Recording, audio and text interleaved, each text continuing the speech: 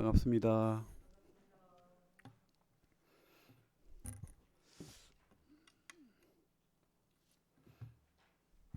이런 말 있죠. 어, 든 것은 몰라도 난 것은 알 수 있다. 근데 뭐 그렇게 차이가 없어요. 그죠? 우리 분명히 10명 넘었습니다. 큰 교회입니다. 요즘 같은 때에 이렇게 모일 수 있다는 것만 해도 감사가 됩니다. 목소리 잘 들립니까? 예.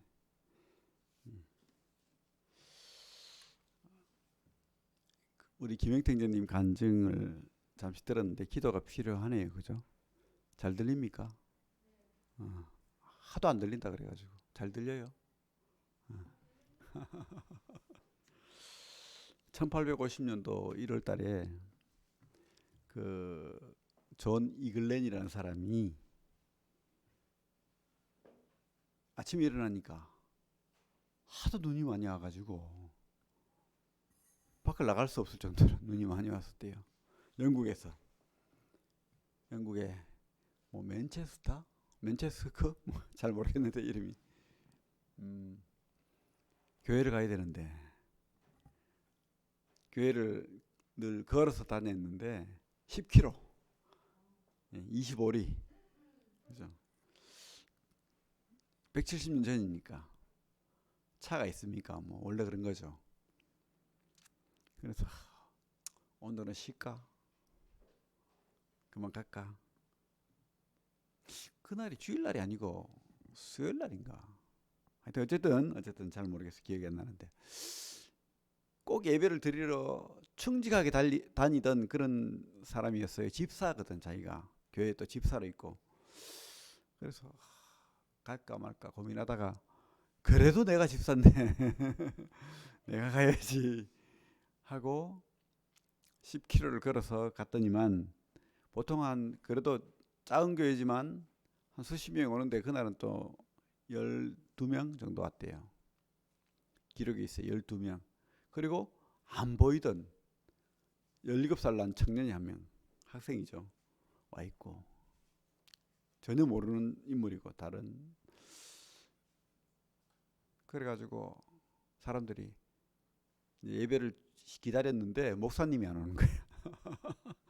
눈이 많이 와가 못 오는 거예요. 그래서 사람들이 그만 가자 뭐. 가지 뭐. 왜냐하면 주로 이제 말씀 예배를 예배라고 많이 생각하죠. 물론 초대교회 때도 그랬어요. 말씀이 중심이 됐고 찬양과 기도는 이제 같이 하는 거죠. 근데 말씀이 없으니까 그냥 우리 찬양하고 가자 이렇게 하고 있는데 어떤 사람들이 아니다. 우리 집사님이 말씀하면 되지 뭐. 한 번도 안 해봤는데. 그래서 하나님 말씀 들으러 왔는데 우리가 말씀 들어야 되지 않겠나 해가지고 전 이글레는 강단으로 떠담밀었어요. 우리는 말씀 먹어야 된다 이러면서 하나님 말씀으로 듣겠다고. 그래 올라갔는데 읽던 말씀이 이제 이사야 45장이었어요. 그래서 이사야 말씀을 쭉 설명하면서 이야기하다가 갑자기 뜨거운 감동이 와가지고 이사야 45장 그때 하나님이 성령으로 역사하셨던 것 같아요. 그죠? 이사야 45장 22절입니까? 22절 같이 한번 읽어볼까? 이사야 45장 22절 120년 전 1월 170년 전 1월의 어떤 영국의 작은 교회의 이야기입니다. 그죠? 22절 같이 읽겠습니다. 시작. 땅의 모든 끝이여 내게로 돌이켜 구원을 받으라. 나는 하나님이라 다른 이가 없느니라. 땅의 모든 끝이여. 그러니까 뭐 이런 뜻도 되겠죠. 다른 번역에는 뭐 땅의 모든 백성들아 이렇게 될 수도 있는 거예요. 땅의 모든 끝이여 내게로 돌이켜 나를 바라보고 구원을 받으라 이렇게 이분이 그날 외쳤어. 나는 하나님이라 다른 이가 없느니라. 그러면서 갑자기 이 젊은 17살짜리 한테 하나님을 바라보십시오. 십자가를 바라보십시오. 이렇게 했는 거예요. 참 이 청년이 17살짜리지만 공고하게 하나님을 믿을 수가 없어서 안 믿어져서 이렇게 인생의 문제를 안고 그래도 하나님 앞에 나오려고 그 자리에 앉아 있었는데 그래도 나와 보니까 눈이 왔는 그 상태에서 나와 보니까 사람들이 와 있어서 그런데 또 설교자가 없다고 하니까 그냥 가려고 하고 있는데 갑자기 막 그 외침이 들리는 거예요. 그때 성령이 역사하셔서 십자가를 눈으로 보이듯이 보였다는 거예요. 그리고 십자가에 달리신 주님이 보였고 그 주님이 진짜로 마음에 와닿았다는 거예요. 나의 구원자로. 그죠? 나 때문에 달리신 저 십자가에 예수 그리스도가 보였다는 거예요. 마음으로 보였겠죠. 그래서 이 사람이 그때 주님을 영접하고 그 유명한 설교의 황태자라고 하죠. 우리 스펄전 목사님이 되었대요. 그렇습니다. 우리 작은 제가 왜 이야기를 갑자기 하게 되죠? 우리 김영태 님이 나와가지고 오늘 하루도 뭡니까 제목이 오늘 이 하루도 이게 내 마음을 막 때리는 거예요. 아 너무 좋아요. 그래서 오늘 마태복음이죠. 네. 마태복음 19장입니까? 19장.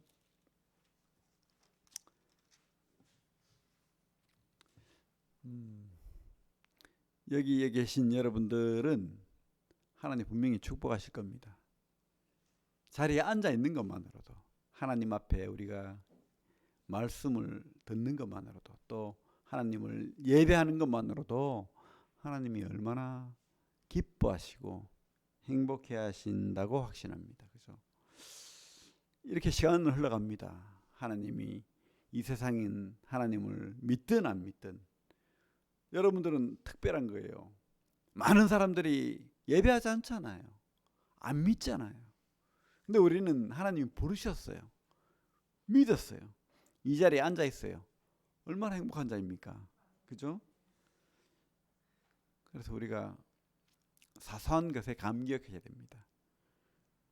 진짜 그 감격하는 우리 성도들 다 되길 바랍니다. 그 돈, 권력, 섹스 뭐 이런 제목의 책들이 꽤 있어요. 돈 이게 뭘 말하느냐? 바로 세상을 말하죠. 세상이 추구하는 거, 돈, 권력, 섹스. 그러면 이게 나쁜 거냐? 나쁩니까? 아니에요. 그거 자체로 나쁜 게 아니에요. 근데 그것만 추구하는 게 나쁜 거죠. 그죠? 거기 하나님이 없는 게 나쁜 거죠. 오늘 19장이 그 이야기인 것 같습니다. 돈, 권력, 성, 그죠? 섹스. 우리가 그 19장 1절을 보면 이렇게 돼 있죠. 예수께서 마태복음 19장 1절입니다. 예수께서 이 말씀을 마치시고 갈릴리를 떠나 요단강 건너 유대 지경에 이르시니, 그죠? 이제 얼마 남지 않은 이때가 언제입니까? 초막절쯤으로 우리는 요한복음을 통해서 알고 있죠. 예? 알고 있습니까? 긴 갈릴리 사역을 끝내고 새 유월절도 끝내고, 그죠? 제자 사역도 끝내고 사마리아를 거쳐서 남쪽으로 내려오신 주님, 그리고 제자들을 파송하셨던 주님, 그죠? 그래서 어디로 갑니까? 베레아 사역, 요단강 그 사역을 하시는 주님. 그렇습니다. 그래서 이제 드디어 6개월 남짓 남은 그 마지막 사역을 어디에? 유대에서 하게 되는 내용이죠. 특별히 요단강 건너 유대 지경 베레아 지방을 이야기하는 거죠. 그래서 주님께서 언제나 주님은 무리들을 불쌍히 여기십니다. 2절에 보면 큰 무리가 따르거늘 예수께서 거기서 그들의 병을 고치시더라. 사람들이 그 당시는 특별히 의료의 혜택이 없기 때문에 얼마나 많이 아프고 많이 질병에 걸리고 죽고 하죠. 주님은 불쌍히 여기시는 거예요. 끝까지 불쌍히 여기십니다. 이 땅의 사람들을. 그런데 이 3절을 보시면 이렇게 돼 있죠. 바리새인들이 예수께 나와 그를 시험하여 이르되 사람이 어떤 이유가 있으면 그 아내를 버리는 것이 옳으니까. 주님은 사랑으로 사람을 선대하는데 이 바리새인들은 끝까지 주님을 시험하는 거예요. 넘어지게 하려고.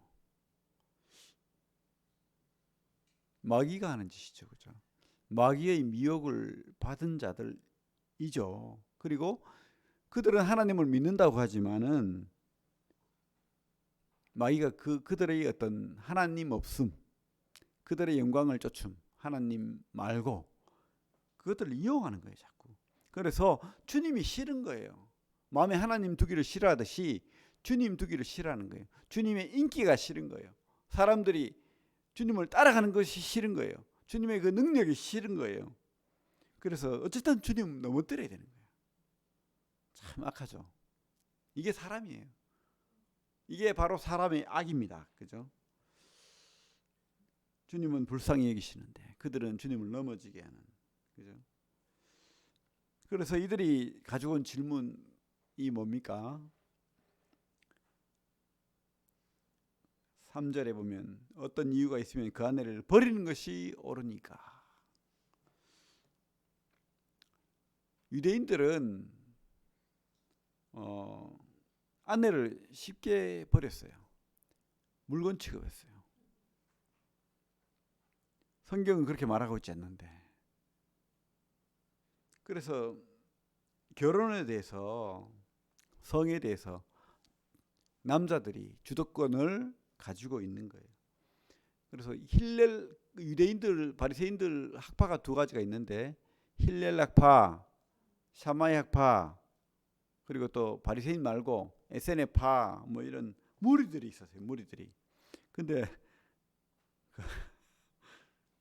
그 무리들 중에 힐렐 학파는 빵을 굽다가 좀 태워왔어. 바로 잘라버립니다. 밥을 안 차려줘. 바로 잘라버립니다. 오늘은 보니 매력이 없어. 아니면 더 매력적인 여자가 내 눈에 들어왔어. 그러면 바로 이혼이에요. 그냥 쉽게 이혼해버리는 거예요. 그러니까 너무 쉬운 거예요. 버려지는 여자들이 얼마나 많겠어요. 그죠? 근데 이게 그때만이 아니고 모세 시대도 그랬다는 거예요. 똑같아요. 지금 주님 때와 모세 때는 얼마나 차이가 있습니까? 1500년의 간격이 있잖아요. 그런데도 똑같은 거예요. 사람들이 악하기 때문에, 남자들이 악하기 때문에 그런 거예요. 그런데 또 이렇게 힐레락파는 또 그런데 또 샤마야파는 보수파라 가지고 조금 더 아내를 생각해요. 아내를 생각하기 때문에 음행한 연고 외에는 버리면 안 된다. 이렇게 또 아주 그렇게 말하는 무리도 있는 거 샤마야파라고. 그리고 에세네파는 이도 저도 필요 없다. 성적인 것은 다 더러운 거야. 독신이 좋아. 그죠? 세례요한처럼 그렇게 했다는 거예요. 누가 맞죠? 막 버리고 막 다른 여자 이쁘면 취하고 이게 옳은 겁니까? 아니면 음행한 연고만이 버릴 수 있어? 아니면 독신이라야 돼? 누가 더 하나님 잘 섬기는 거죠? 만약에 이 사람들이 이 유대인들로부터 주님을 분리시키고 또 헤롯으로부터 주님을 위험에 빠지게 하려고 이렇게 했다고 많이 봅니다. 왜냐하면 주님께서 아내를 버리는 것이 옳다라고 하면 그 마태복음 5장에서 분명히 음행한 연고에 버리는 것이 안 옳다라고 분명히 말씀하셨거든요. 그 말을 어기는 것이 되고 또 옳지 않다라고 하면 세례요한이 어떻게 했습니까? 그 헤롯이 그 동생의 아내를 취함으로 말미암아서 그 세례요한이 그 지적했을 때 죽였잖아요. 주님께서 음행한 연고에 버리면 안 돼. 이렇게 말을 해버리면 안 돼. 절대 안 돼. 라고 말해버리면 헤롯으로부터 더 위험해지는 거예요. 왜? 부각된 인물이기 때문에 그것을 노리고 이렇게 질문했다고 봅니다. 그런데 주님께서는 이 사람의 판단을 뛰어넘잖아요. 그들이 노리는 그런 관점을 뛰어넘어서 우리 4절을 보면 이렇게 대답합니다. 예수께서 대답하여 이르시되 사람을 지으신 이가 본래 그들을 남자와 여자로 지으시고 5절 같이 읽을까요? 시작. 말씀하시기를 그러므로 사람이 그 부모를 떠나서 아내에게 합하여 그 둘이 한 몸이 될지니라 하신 것을 읽지 못하였느냐. 6절까지 그런즉 이제 둘이 아니요 한 몸이니 그러므로 하나님이 짝지어 주신 것을 사람이 나누지 못할지니라 하시니. 그들이 생각했던 대답을 뛰어넘어 버렸어요. 창세기로까지 가버린 거예요. 깜짝 놀랄 대답을. 그러니까 주님이죠. 주님만이 할 수 있는 대답인 거예요. 그들은 뭐 어떤 이유로 이유 찾기에 바빠요. 그죠? 이유 찾기 바쁩니다. 그들이 왜 이렇게 했냐면 신명기 24장 보면 신명기로 좀 가볼까요? 우리 좀 성경을 봐야지 우리가 이해가 되니까.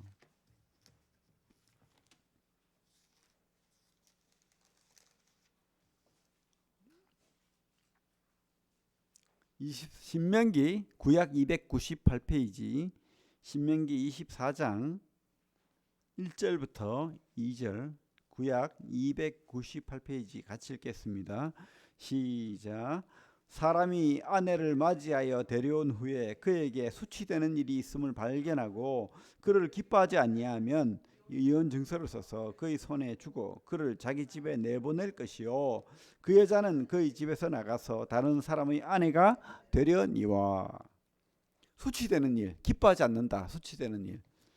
그러니까 이게 이제 막 자기들은 적용을 해야 되니까 이게 빵 굽다가 태우는 건지 아니면은 갑자기 좀 아침에 세수도 안 하고 부시시하게 일어났다든지 뭐 아니면은 갑자기 다른 여자하고 눈이 맞았다든지 뭐 이래가지고 막 버려도 되나 안 되나 막 이러는 거예요.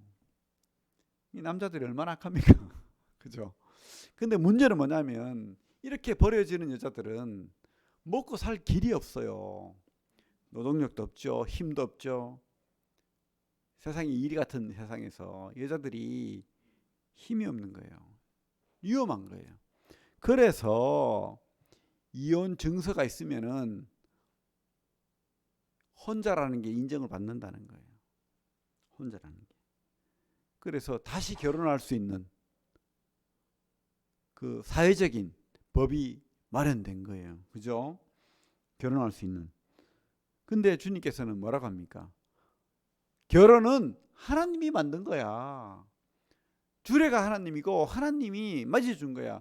너희들이 결혼했지만 하나님이 하신 거야. 그거 네 마음대로 버리고 뭐 판단하지 마. 그거 아니야 라고 말하는 거죠. 근데 이 사람들이 이제 묻는 거죠. 다시 돌아오면 아니 분명히 모세가 법에 그렇게 돼 있잖아요. 이혼 증서 써가지고 버리라고 돼 있잖아요. 수치되는 일이 뭔지는 모르겠지만 그냥 기분 나쁘면 버리라고 돼 있잖아요. 이렇게 말하니까 주님께서 8절에 예수께서 이르시되 모세가 너희 마음의 완악함 때문에 아내 버림을 허락하였거니와 본래는 그렇지 아니하니라. 본래는 뭡니까? 창세기죠. 하나님의 결혼의 목적은 바로 사랑하는 거예요. 그죠? 그리고 한 몸이 되는 거예요. 그리고 하나님이 주신 선물이에요. 서로 간에 선물이 되는 거예요. 그런데 그것을 사람이 함부로 나눌 수 없다는 거예요. 하나님이 나누지 않으면 사람이 나눌 수 없다는 거예요. 다만 이것은 우리가 죄 짓기 전의 문제잖아요. 죄 짓고 난 다음에는 뭡니까? 우리 죄가 악해서 남자들이 악하기 때문에 아내를 버린다는 거예요. 그때 버림받은 아내들이 다시 결혼할 수 있는 은혜를 입기 위해서 이혼 증서를 누구를 위해서입니까? 이 남자를 위해서입니까? 이 아내를 위해서죠. 근데 남자들이 함부로 버리는 자격증으로 생각하는 거예요. 이게 잘못됐다는 거예요. 전곡을 찔러버린 거죠. 그러면서 어디까지 갑니까? 하나님의 창세기 말씀까지 가버리는 거예요.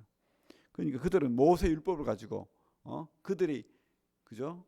그들이 그것을 또 해석하는 그런 것으로 막 이렇게 계명으로 막 만들어 가지고 하는데 그걸 뛰어넘어 버리니까 할 말이 없는 거예요, 그들이.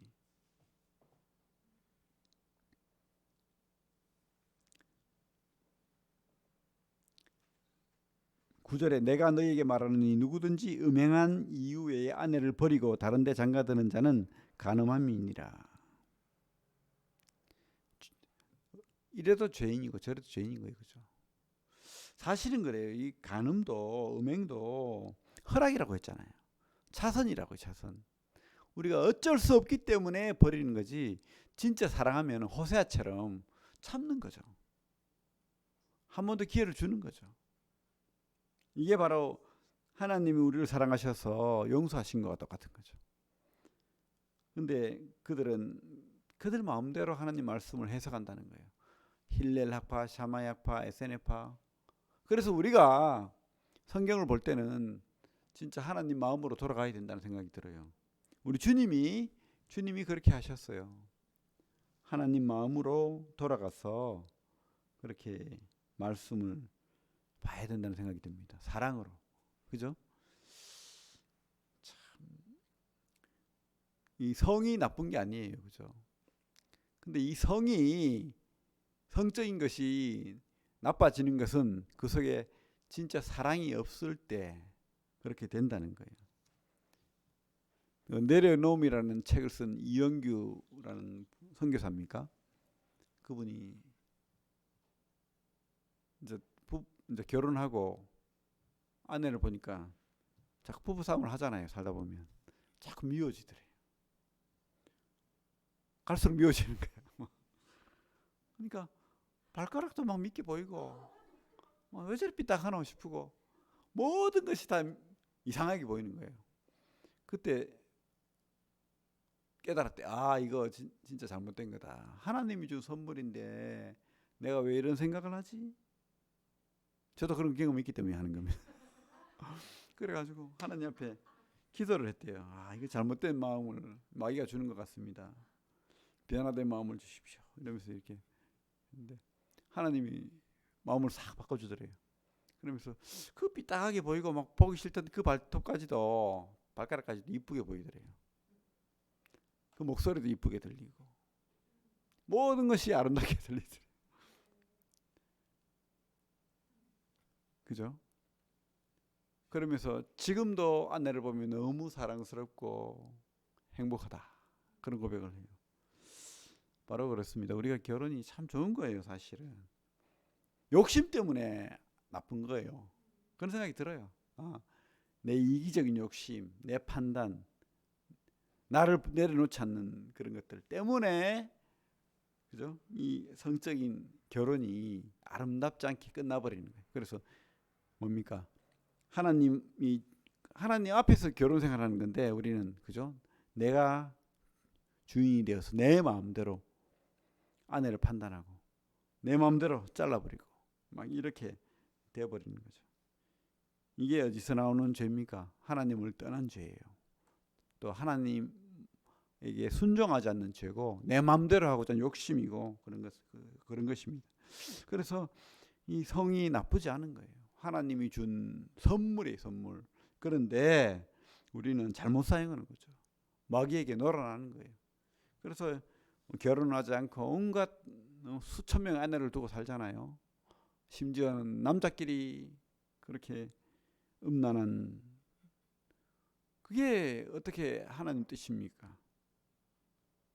하나님 분명히 남자를 만들고 여자를 만들어서 둘이 사랑하고 한 몸이 되기를 바라시고 또 자녀를 놓기를 바라시는데 우리는 하나님 말씀을 내 마음대로 해석하는 거예요. 동성이도 자기 마음대로 해석을 해가지고 동성애 목사가 나오고 지금 이 시대가 너무 혼란스럽습니다. 이 바리새인보다 더 악한 사람들이 이 시대에 있어요. 우리가 참 우리가 바르게 분별해서 가르쳐 줘야 돼요. 그죠? 어떻게 우리가 결혼 가정이 얼마나 중요한 건지, 또 결혼 가정은 하나님이 주인이 돼야 된다는 거. 이 속에 부부가 주인이 돼도 안 돼요. 남자가 주인이 되고 여자가 주인이 되고 안 된다는 거예요. 누가 주인입니까? 그 속에 하나님이 개입하셔야 되는 거예요. 그럴 때 마귀가 틈을 타지 않고 우리가 옳은 마음으로 하나님 앞에 살아갈 수 있다는 생각이 듭니다. 또 이렇게 주님께서 우리 9절에 음행한 이후에는 아내를 버리고 장가드는 자는 간음하는 것이다. 이렇게 이제 하나님이 그 말씀 분명하게 가르쳐 주니까 제자들이 막 갑자기 골치가 아픈 거야. 10절 제자들이 이르되 만일 사람이 아내에게 이같이 할진대 장가들지 않는 것이 좋겠나이다. 이게 무슨 뜻이죠? 막 보기 싫은 덕지로 데려서 사는 것도 골치 아플 것 같고, 요즘 젊은이들 생각인 것 같아요. 또 막 악하게 또 부부 싸움 하는 것도 나쁜 것 같고, 때리 패는 것도 나쁜 것 같고, 골치 아픈 거야 지금. 그러니까 이제 이 제자들이 그냥 혼자 사는 게 낫겠네요. SNF처럼 독신으로. 그러니까 주님께서 요즘 젊은 청년들 학생들 결혼하지 않겠다는 애들 많거든요. 근데 하나님이 우리 주님이 뭐라고 하십니까? 주님이 11절부터 12절까지 읽어볼까요? 시작. 예수께서 이르시되 사람마다 이 말을 받지 못하고 오직 타고난 자라야 할지니라. 어머니의 태로부터 된 고자도 있고 사람이 만든 고자도 있고 천국을 위하여 스스로 된 고자도 있도다. 이 말을 받을 만한 자는 받을지어다. 그래서 우리가 은사라는 표현을 쓰는데, 은사는 뭡니까? 하나님의 선물이죠. 하나님이 준 능력이라는 거예요. 그건 재능일 수도 있어요. 타고난 재능일 수도 있습니다. 하지만 후천적으로 주는 것도 있죠. 이게 다 하나님의 선물인데 독신은 드물다는 거예요. 어떤 경우에 독신입니까? 태생으로부터 고자도 있다는 거예요. 태생으로부터. 그리고 또 우리 막 인간이 만든 고자도 있죠. 내시들. 이거는 인간의 악함이죠. 솔직히 말하면. 고자도 있고. 또 중요한 것은 천국을 위하여 스스로 된 고자도 있다. 누굽니까? 얘가 바울이죠. 그런데 이 천국을 위하여 스스로 된 고자가 아니라면 결혼해라. 이게 하나님 뜻입니다. 혼자 산다는 것은 나쁜 거예요. 이렇게 말할 것 같으면. 거짓말하는 거예요. 진짜 하나님을 더 잘 섬기기 위해서 내가 다 견딜 수 있는 능력을 성령이 주면은 가능해요. 그런 사람이 있어요. 어떤 분이 결혼을 했는데 아내가 죽어버렸어. 그래서 결혼을 할 입장이 아니 다른 여성이 나타나지도 않고 그래가지고 하나님 앞에 열심히 기도했대요. 음욕이 내 마음속에 없어지기를. 그런데 진짜 하나님께서 그 음욕을 싹 앗아가가지고 아무렇지도 않게 10년을 살았대요. 근데 10년 후에 어떤 여인이 나타나고 이렇게 또 서로 사귀게 되고 결혼까지 하게 됐대요. 그런데 자기 속에 그런 어떤 성적인 욕구가 사라진 줄 알았는데 결혼하니까 하나님께 또 주시더래요. 그런 경우도 있겠죠. 그런 간증을 들어봤는데, 그렇죠. 하나님이 바울에게 그런 능력을 줬던 것 같아요. 그죠? 안 그랬으면 결혼했겠죠. 독신도 은사라는 거예요. 그래서 그런 은사가 없는데 그냥 내 편하려고 하는 독신은 죄 짓겠다는 거예요. 사실은. 그러면 안 되는 거예요. 잘못된 겁니다. 하나님이 분명한 바울과 같은 그런 목적을 주고 그렇게 목적대로 살아가고 있고 살아갈 그 능력이 되면은 자기가 판단했을 때 그렇게 독신으로 살아도 됩니다. 그렇지 않으면은 하나님의 그 깊으신 뜻은 결혼해서 충만하라. 그게 바로 하나님 뜻이죠.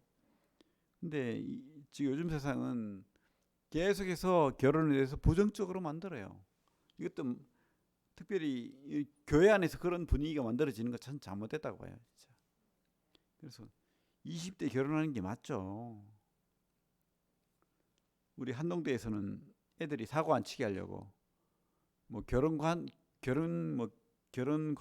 뭐 그렇게 만들어 가지고 빨리 결혼할 수 있도록 좀 부추기는데 너희들끼리 그만 결혼해라 사귀지 말고 그래 가지고 뭐 결혼하면은 뭐 혜택을 준대요. 뭐 교회도 좀 그래야 되지 않겠습니까? 그죠? 그게 맞지. 잘한다고 봐요, 한동대는. 대학생들이 응? 사귄다고 뭐 1년, 2년, 3년 뭐 사귀는 게 뭐예요? 솔직히 말하면 결혼한 거예요, 그게. 이놈하고 결혼했다가 이혼하고 또 저놈하고 결혼했다 이혼하고 뭐 이렇게 하는 거예요, 지금. 응? 그렇게 하면 안 된다는 거죠.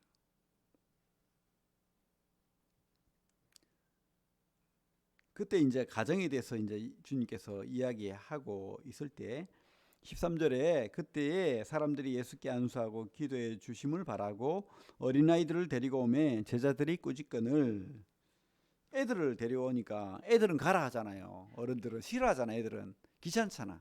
울기도 울고. 그러니까 우리 애들은 밀기 좋잖아. 힘이 없으니까. 우리 약자들은 좀 쉽게 대하는 경우 있죠. 교회도 똑같아요. 좀 뭘 모자라고 힘없고 무시할 만하면 사람들이 쉽게 밀쳐요. 참 악하죠. 우리 교회는 그렇게 하면 안 되겠죠. 애들이 데리고 오면 제 애들이 꾸짖고 이렇게 막 밀칠 그죠? 주님께서 예수께서 이르시되 어린아이들을 용납하고 내게 오는 것을 금하지 말라. 천국이 이런 사람의 것이니라. 누가복음에 보면 노하여 이르시되라고 돼 있어요. 그죠? 애들이 교회 오는 것을 금하지 말라는 거예요. 노하여 이르시되. 우리가 이 애들뿐만 아니고 연약한 자, 약한 자, 그죠? 우리 권력 있다고 마음대로 막 행하고 세상은 그렇게 해요. 하지만 교회는 권력 있고 힘 있고 큰 자들이 더 부드러워져야 돼요. 함부로 하면 안 되는 거예요. 더 배려하고 더 묻고 그죠? 왜냐하면 이 연약한 자들, 얘들과 같은 자들은 순수하거든요. 더 쉽게 받아들여요. 더 이렇게 순종해요. 왜? 약하기 때문에. 힘이 없기 때문에. 오히려 권력 있고 힘 있고 내가 낸데 하는 사람이 더 사람들을 무시하고 갑질하고 그렇게 돼요. 안 그런 사람도 있겠지만 드물죠. 대부분 뭔가 있으면 자랑하고 싶어요. 그리고 무시해요. 너 이런 거 없잖아. 한마디 하고 싶어요. 그게 문제죠. 교회는 그런 게 없어야 됩니다. 세상 정치판처럼 되면 안 되는 거고 세상의 그 힘 있는 자들이 세상처럼 되면 안 되는 거고 우리는 더 순수하고 연약한 자들을 더 받아들여야 돼요. 그래서 참 주일학교 또 어린애들 사역 이게 정말 귀한 거예요.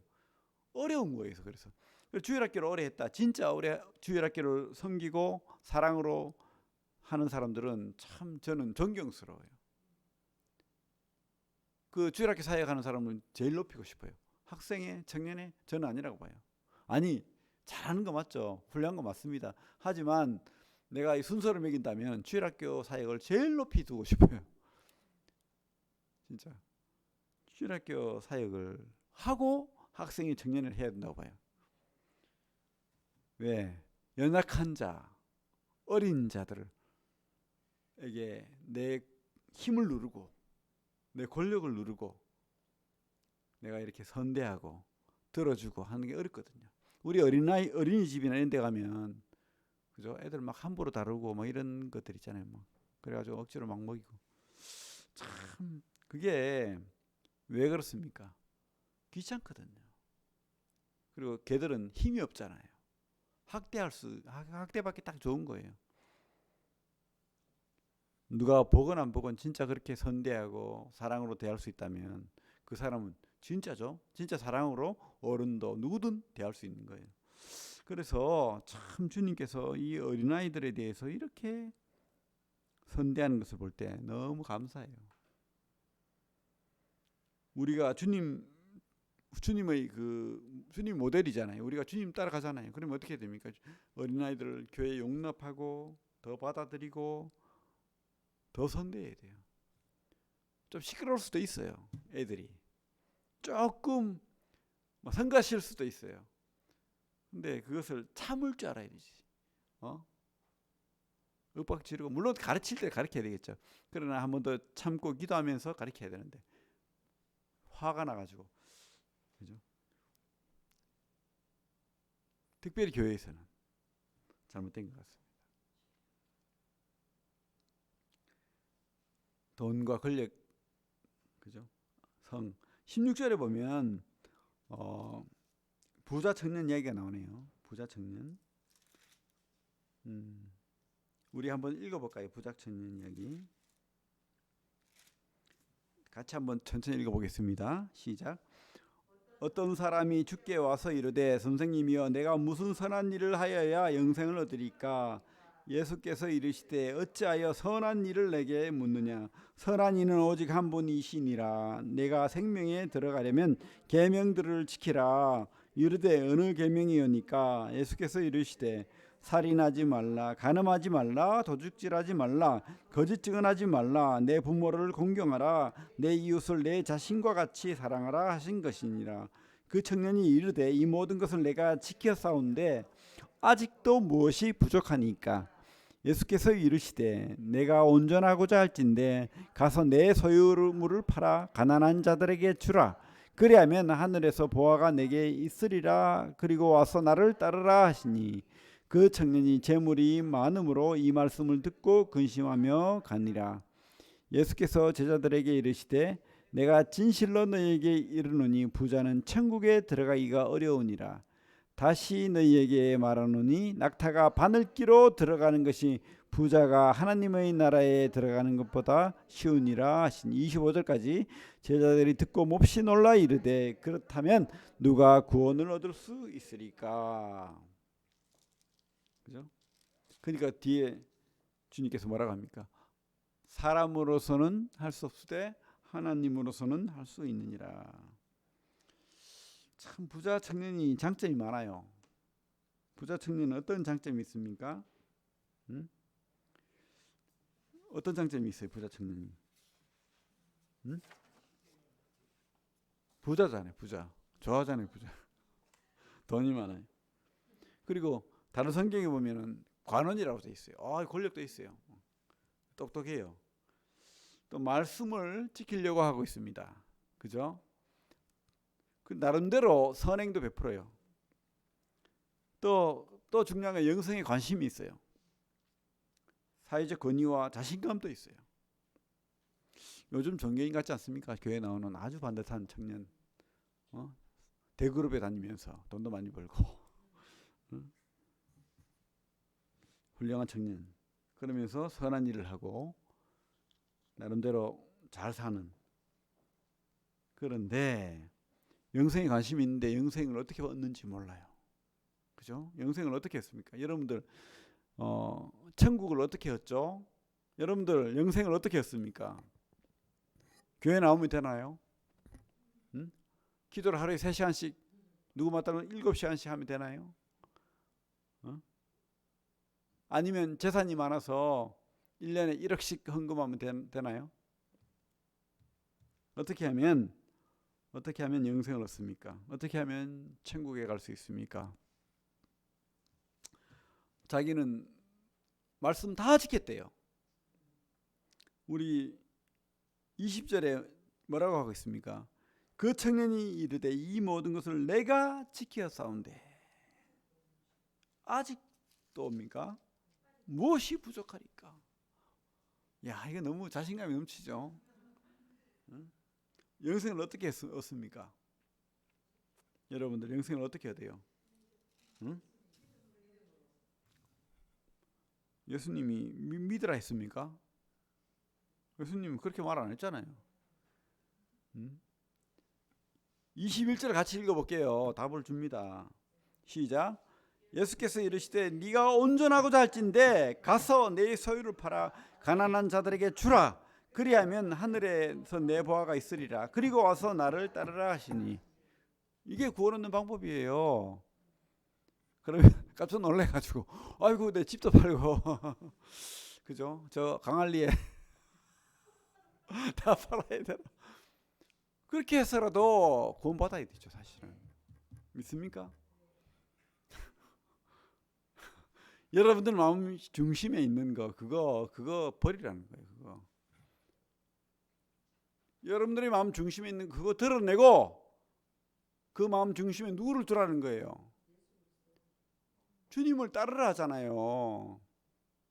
주님이 이 안에 들어와야 되는 거예요. 이 사람은 구원 못 받았습니다. 왜요? 그 속에 다 지켰는데 뭐가 없다는 거예요? 이 안에 예수가 없는 거예요. 주인이 하나님이 아닌 거예요. 그죠? 그 자기의 부족을 몰라요. 지금 내 속에 우상이 누군지를 모르는 거야. 진짜 믿는 신이 누군지를 모르는 거예요. 우리 속에 다른 신이 있으면 구원 못 받은 거예요.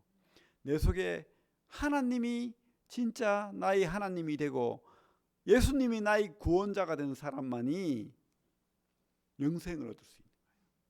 천국을 소유하는 거예요. 그래서 뭐라고 합니까? 주님이 다른 말로 하면 이래요. 다 비워라. 그리고 나를 따라와. 야, 이거 참 쉬운 것 같으면서도 어렵습니다. 우리 마태, 마가, 베드로, 요한, 야고보, 안드레는 어떻게 했습니까? 즉시 버려두고. 그게 바로 구원받는 비결이에요. 그게 믿음이에요. 진짜 주님 따라가는 거. 우리 십자가 대속, 그 주님 믿으면 다 해결돼요. 다 믿는 거예요, 그거. 그죠? 근데 22절에 뭡니까? 그 청년이 재물이 많음으로 이 말씀을 듣고 근심하며 가니라. 이렇게 돼 있잖아요. 그러니까 주님께서 뭐라고 했습니까? 돈과 재물, 겸하여 섬기기가 어려운 거예요. 뭐라고 하고 있습니까? 낙타가 바늘길 통과하는 것만큼 어렵다. 어떤 분은 예루살렘 문이 낙타 바늘길 문이 있다고 하는데 그런 뜻이 아니고, 그거는 제가 알아보니까 주님 이후에 몇백 년 후에 만들어진 문이에요. 그런 뜻이 아니고 진짜 안 된다는 거예요. 진짜 주인이 안 바뀌면 안 된다는 거예요. 낙타가 바늘길 어떻게 통과합니까? 못 한다는 거예요. 내 속에 진짜 주인이 바뀌어서 믿음이 생기지 않으면 안 된다는 거예요. 열심히 율법을 지켜도 없다는 거예요. 그 속에 진짜 믿음이, 누구에 대한 믿음입니까? 하나님에 대한, 예수님에 대한 확신. 그죠? 그 믿음이 없으면, 주인이 바뀌지 않으면 구원을 못 얻는다는 거예요. 그래서 내 행위로, 내 노력으로, 내 재산으로, 내 욕심으로 구원 못 받는다는 겁니다. 26절 같이 읽겠습니다. 26절 시작. 예수께서 그들을 보시며 이르시되 사람으로는 할 수 없으나 하나님으로서는 다 하실 수 있느니라. 그래서 하나님을 내 속에 모셔야 되는 거예요. 내 참 신으로, 내 하나님으로 고백해야 되는 거예요. 그 속에 그에게 엎드리고 그분만을 바라야 되는 거예요. 그게 믿음이죠. 하나님 하시니까 나는 나를 구원 못해요. 하나님이 나를 구원하는 겁니다. 이걸 믿는 거예요, 우리가. 그죠? 하나님 능력을 믿는 거죠. 그분이 나의 진짜 하나님이 되는 거죠. 이게 믿음인데, 그는 뭡니까? 선한 일. 어떤 선한 일을 해야 내가 구원받습니까? 내가 하루에 3번 기도해야 됩니까? 뭐 이런. 내가 재산이 100억인데 1억만 가난한 사람 드리면 됩니까? 뭐 이렇게 묻는 거예요. 그죠? 그게 아니죠. 그죠? 그렇습니다. 우리가 이렇게 구원받으면 대가가 있다고 분명히 말해요. 우리 27절부터 보면 우리가 구원받고 하나님 따라가면 이 땅에서는 어려움이 있을 수 있어요. 그죠? 아픔이 있을 수 있습니다. 심지어 뭡니까? 순교까지 당해요. 그런 어려움과 순교와 막 이런 고통이 당할 수가 있는데 주님께서 약속하십니다. 28절부터 한번 쭉 읽어보겠습니다. 28절부터 시작. 예수께서 이르시되 내가 진실로 너희에게 이르노니 세상이 새롭게 되어 인자가 자기 영광의 보좌에 앉을 때에 나를 따르는 너희도 12보좌에 앉아 이스라엘 12지파를 심판하리라. 또 내 이름을 위하여 집이나 형제나 자매나 부모나 자식이나 전토를 벌인 자마다 여러 배를 받고 또 영생을 상속하리라. 그러나 먼저 된 자로서 나중되고 나중된 자로서 먼저 될 자가 많으니라. 그죠? 먼저 된 자들. 세상에서는 개성장군처럼 제일 앞에 가고 우리는 뒤에 따라가는 자가 된 것처럼 보이지만은 하나님 나라에서는 뭡니까? 우리가 앞에 있다는 거예요. 우리가 로마의 개선장군처럼 우리가 앞에 간다는 거예요. 그리고 심판한다는 거예요. 심판은 뭡니까? 물론 심판의 의미도 있지만 다스린다. 우리가 권세를 부린다. 그러니까 우리가 하나님 앞에 더 큰 자라는 거예요. 내 집이 뺏기고, 그죠? 형제 자매가 뺏기고 부모를 잃어버리고 뭐 이런 경우 많았는데, 그런 어려움을 당할지라도 재산을 버릴지라도 전투를 벌인 자마다 여러 배를 받고 하는 약속이 분명히 있죠. 그래서 이 땅의 약속도 있다는 거예요. 이것은 아마 천년왕국에서 이루어질 줄로 믿습니다. 그래서 우리가 참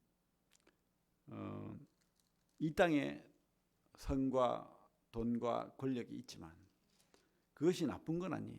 하지만 우리가 이것 내 속에 가득 채워 있으면 안 되는 거예요.